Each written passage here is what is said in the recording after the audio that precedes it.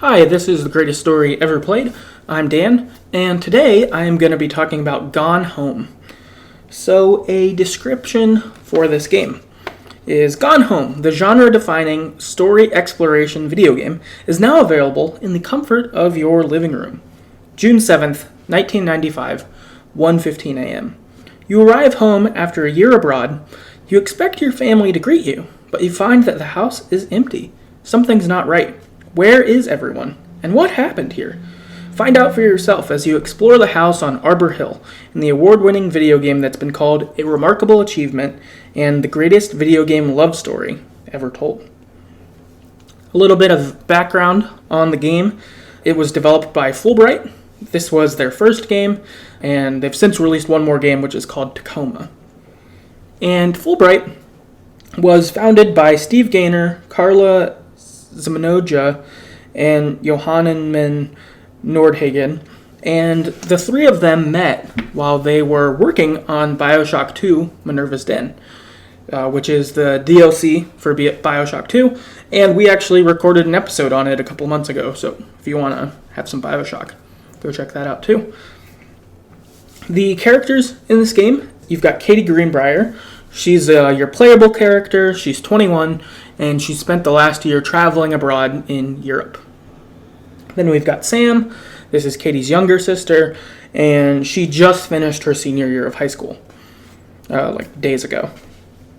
Then we've got Terry. This is Katie's dad, and Janice, who is Katie's mom. Now, to set the stage for kind of how the game goes, so you arrive home on a dark and stormy night to this mansion that you've never lived in. So when you went to go abroad, you left like as moving was happening or about to happen. So you've actually never been at this house. It's kind of interesting that you've gone home to a house you've never lived in. It's a weird thing, for sure. When you are inside the house, most of the lights are off. So what the game ends up kind of consisting of is you end up wandering around this mansion into different rooms, turning lights on and kind of investigating what's inside there. And you explore the house, as I said, and as you explore, what you end up finding is different information on your family members, what they've done this last year, different stuff like that. And also, in some locations, you will find a diary from Sam, an audio diary. This reminded me a lot of BioShock, actually. So it was kind of cool to find out that these people actually did work on BioShock. But what will happen is in some rooms you'll walk in, or you'll pick some items up, and then an audio diary of Sam saying, this, and this will go on and be triggered there. I would say, unlike in BioShock the game, there's, cassettes or whatever all around, and you play them, and I think you're finding that information out in real time.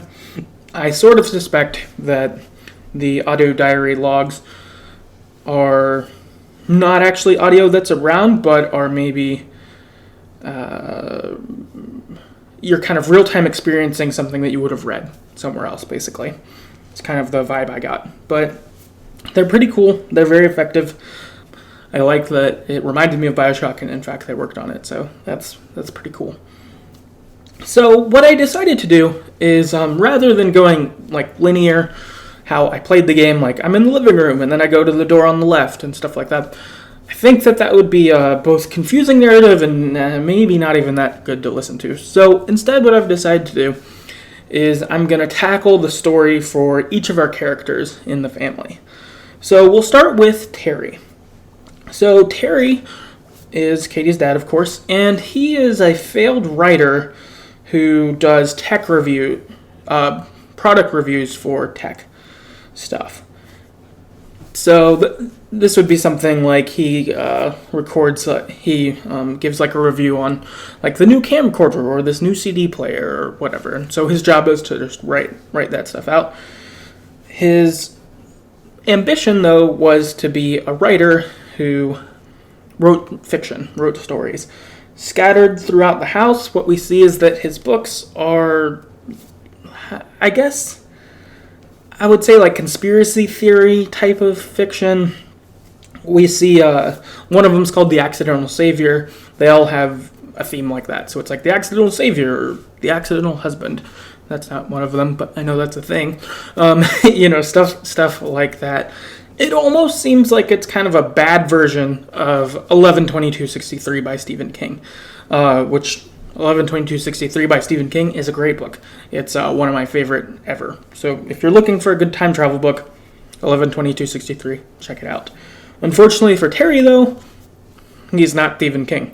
He instead writes this bad, weird kind of conspiracy books that are just collecting dust in his house, that they aren't good, and instead he's writing tech reviews for products, which he's bummed out about. However, we do find out as we're going through the house that some kind of, I would say, like fringy conspiracy theory type publisher came across one of his books at a yard sale, and they're like, this stuff's great, like our audience would love this, please write more. So he's potentially getting back into writing his weird novels, but we'll see how it goes. And then there is a theory that I've seen bouncing around the internet that seems pretty likely. They don't explicitly state it, but it does seem pretty reasonable, which is that Terry was abused by his uncle Oscar, who used to own this house. I think Uncle Oscar died, and so somehow Terry and his family ended up inheriting the house. So that's how they got here. But the theory as to that Uncle Oscar abused Terry comes up in a couple ways. So one of the first kind of evidences for this is there is a height chart, where you stand up against the wall and you make a pencil line for how tall you are. And it's Terry's height, and it's in the basement, and the tallest one is from November 1963 at Thanksgiving. So that's the last line. So he stopped coming over in 1963. Another reason is that in a vault that you find, a safe inside the basement, you can open it up, and there is a newspaper clipping that says Oscar sold his soda fountain business that I guess was big at one point, but he decided to sell it and get out of the game. He's done working at a soda fountain. And then there's also a letter from Oscar to his sister inside the vault that says he sold the business because he wanted to get out of tempting situations, so he could, be right or whatever.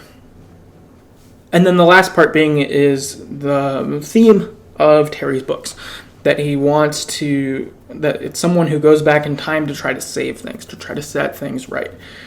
And it's set in the same time as his abuse, that he would like to go back and change that. So the kind of, I guess those are the evidences. So the big factors, of course, being Terry's height chart stopped in Thanksgiving 1963, that his uncle worked at a soda fountain owned a soda fountain where a bunch of children were once there.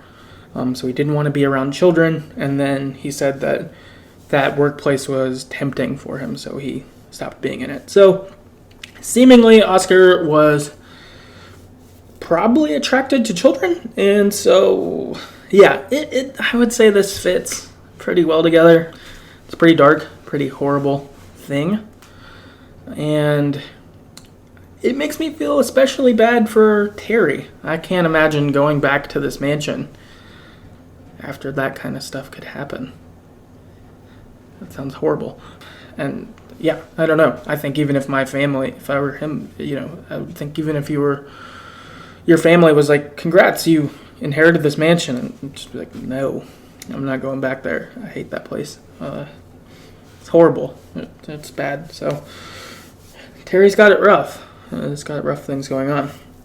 Now we move on to Janice, who is Katie's mom. And she works for the National Park Service, I think. Or at least in like a habitat kind of sort of thing like that. Something like that. She's actually been promoted recently to a director of the park she works at. So she's doing well there. But we also see that she's starting to catch feelings for one of her coworkers. her one of her, there's through the house there's letters from one of Janice's friends, and the friend's like, ooh, tell me about Ranger Rick, and like wants to kind of know stuff like that. So seemingly there's this hot dude at work who Janice is kind of interested in. Also, as you go through the house, you find a letter from Mr. Ranger Rick where he tells Janice, hey, we should go to this concert together. I was talking to my wife or girlfriend, and she like can't go or doesn't really like this kind of music. So, maybe it should be you and me. So the vibe I get here is that Janice hasn't like cheated yet, or isn't like ending her marriage for Ranger Rick, but it seems to be a little bit on the table when she's like, I'm kind of thinking about it. Like, maybe I want to do this. On the calendar in the kitchen, there's I don't know, the weekend or a long weekend marked off, and it says anniversary trip. So it sounds like something good for the couple to get some time together. But then when you go around the house, what you find out is that this is actually a counseling retreat, marriage counseling retreat, where Terry and Janice are trying to kind of last ditch, can we save our marriage? And really, this is just kind of, I'd say, all around hard for this family. For Terry, as I mentioned, going back to this house would be horrible. I would suspect for Janice, maybe you moved in and Terry's acting weird and you don't know why. I could see that being challenging. I could see it being challenging if Terry feels like Janice is like has work going well and Terry is kind of really discontent with his work. I could see that being a potential challenge. I don't know, different things like that. It seems like a really rough spot for them all to be in. Lastly, we'll talk about Sam, and I would say Sam is really most of the details you get of the like items you pick up and all of that stuff. I would say the information about Sam is maybe 2/3 to 75%, like something like that. There's a lot that has to do with Sam and what she's doing and her friends and all of that stuff. So a large portion of the game is about her. So it starts off with Sam is at a new school and she's trying to make friends. Understandably, of course, this is hard. Going to a new school and making friends is challenging.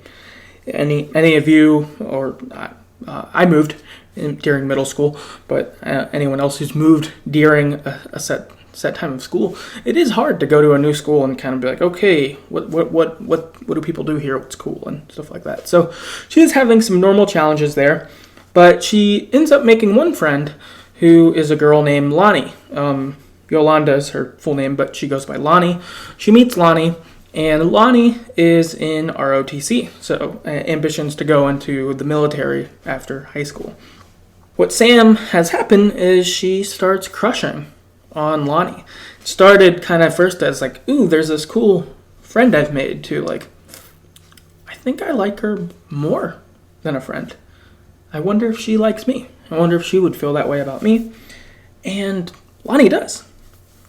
Lonnie has the same feelings as Sam, and the two of them begin to secretly date. After a while of secretly dating, I'm guessing there was kind of PDA going on at school, because the school notifies Sam's parents. So I'm guessing like your student is inappropriate behavior, like making out at school or something like that. That's kind of my guess. They get notified of Sam dating Lonnie, or that they're making out or whatever. And Sam's parents are in denial that she's a lesbian. Their kind of attitude is, oh, this is just a phase, or you haven't met the right boy, or kind of that stuff. That's kind of their reaction to this. They're also like, oh, you guys can't go in your room together without the door open now, or that kind of thing. So her parents are in denial, and not particularly supportive either. So Sam obviously has friction with her parents for this going on. Then school ends, and Lonnie leaves to join the military. Ships off to her basic training camp. And Sam is distraught here. Seemingly, she's pretty surprised that Lonnie's going into the military. I don't think she'd quite connected that by doing ROTC that military would be the next thing, that, we won't go to college together necessarily or live in the same city anymore. Like, Sam hadn't really considered that, so she's pretty distraught. And so then we find a final note. We find a note from Sam that says, "Katie, come upstairs. I've come upstairs. That's where my last stuff will be, or whatever. My journal's there." And I was pretty concerned, to be honest, at this point, because I was like, "Oh my God! Like, is Sam gonna have hung herself in the attic?" Like, which I didn't think she'd make Katie find her. Like, I didn't think she'd be bad, do something like that. But I was pretty concerned, because she's felt super alone and unsupported by her family, that Lonnie left, and so she's just kind of left in this. And I don't know, attics are creepy, so I was just like, "Oh my God, is this gonna happen? I really can't do this." But Katie gets up there, and it's Sam's journal recounting all of these things. I think that this might be what the audio diaries were actually from, is, different pages of this, and we just experiencing them as they went. But Sam's final letter in the journal, though, is that Lonnie had called her and said, "Hey, I got off the bus on the way to basic training camp. I'm not going into the military. Please gather your things, come find me, and you and I will take on the world together. We'll figure out how to make this work, and do life together. I don't want anything else but you." And Sam says, "I've got to do it. These kind of things don't come up, and I'm sad that I didn't get to see you, but I hope you understand that Lonnie's so important that I had to do this." And the game ends. I guess moving to a couple general thoughts. One thing is that this game felt super 90s. It felt like the era it is set in. On the TV guide, you see X-Files being circled, which was awesome. I love X-Files. I've watched all of the episodes, except for the most new season. Maybe even the 2 newish seasons. I'm not 100%. I've seen all the old ones, and I did watch all of season 1 of the new X-Files.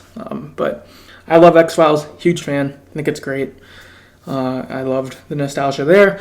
There's also video game cartridges in Sam's room, which is cool, kind of bringing those memories back as well. Also, I guess Lonnie and Sam had bonded over Street Fighter when they first started hanging out, which, that's cool too. I used to love playing Street Fighter as well. So, it was cool. It really felt 90s. It felt right. Also, you could play some cassettes around the house that had some music, and so sometimes that was pretty 90s too, which was cool. So I like that a lot. Another thing in this game is you walk quickly, which is excellent.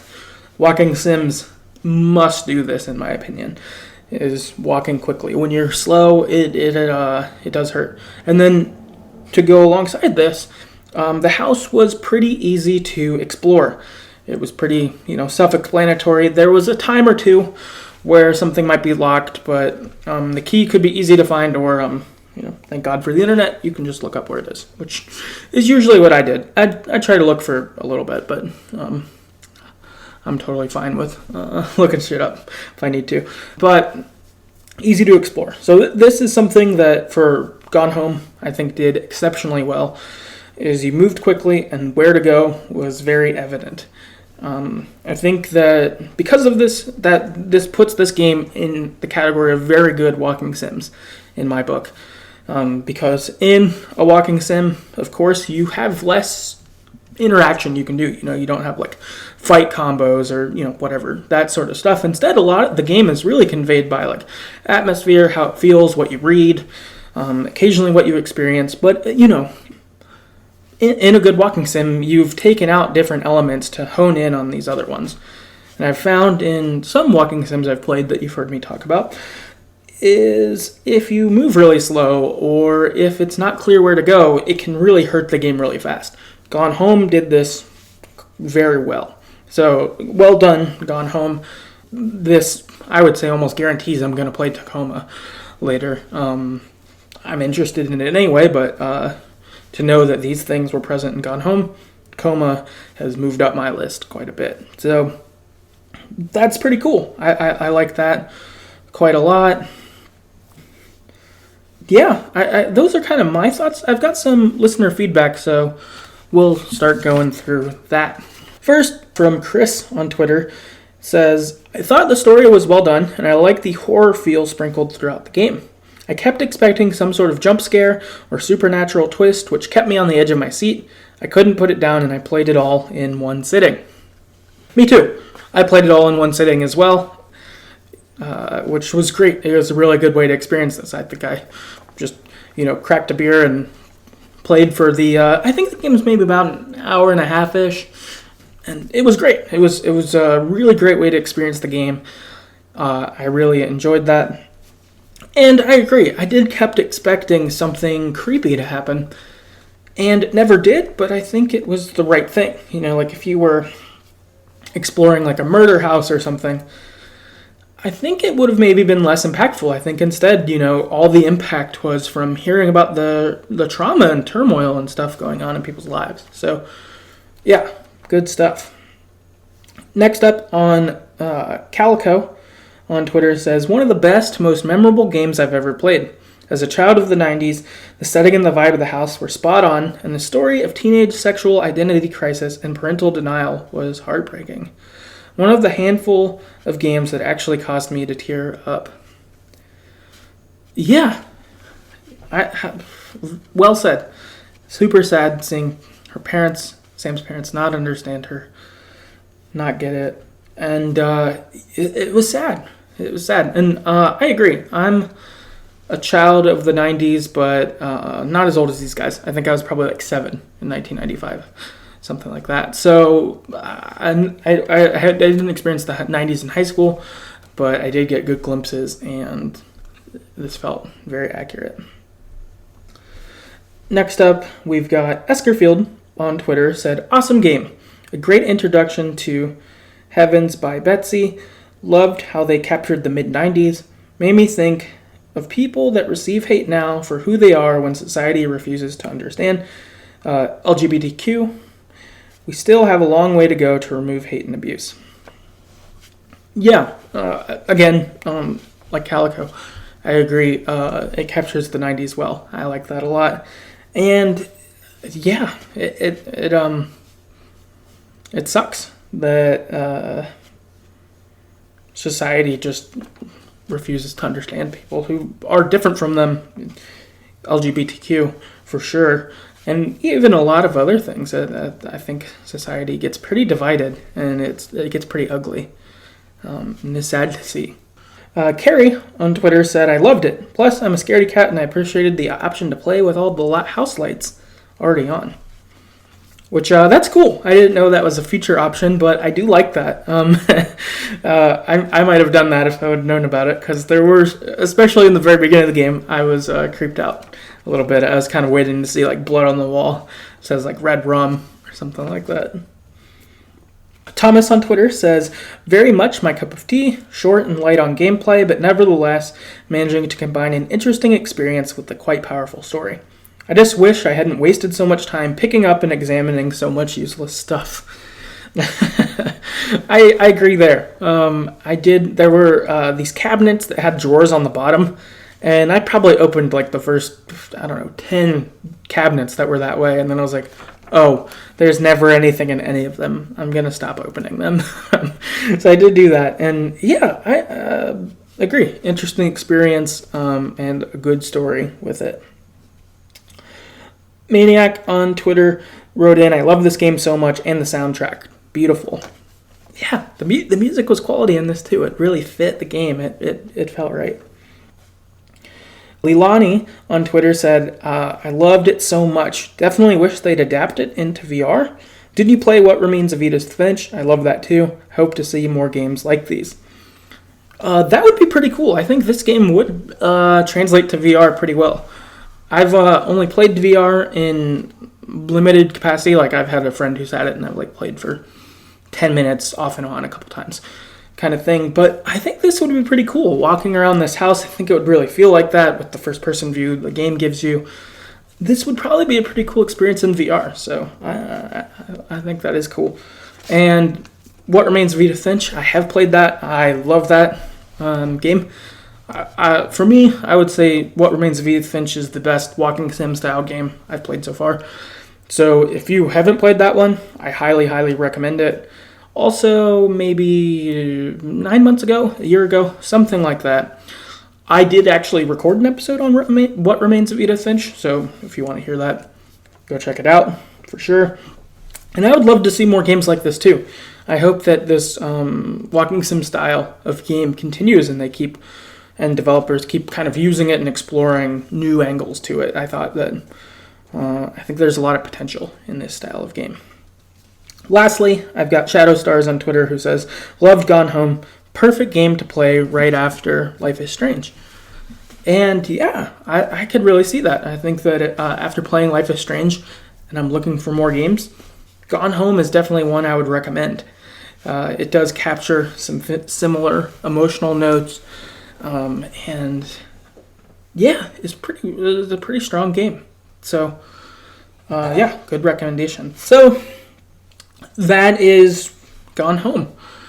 If you'd like to contact us, you can do that on Twitter at StoryEverPod, or you can email us at TheGreatestStoryEverPlayed@gmail.com, or you can visit our website, TheGreatestStoryEverPlayed.com. You can get all our episodes there, and there's a couple articles just kind of showing where bonus content is and stuff like that. If you'd like to rate and review us on iTunes or wherever you get your podcast, we'd super appreciate that, just helping increase visibility and stuff like that. If you have other walking sim recommendations, I'd totally take them. I'd love to play more games like these. Gone Home was a strong entrance to that. So yeah, I guess that's about all, and we'll see you next time.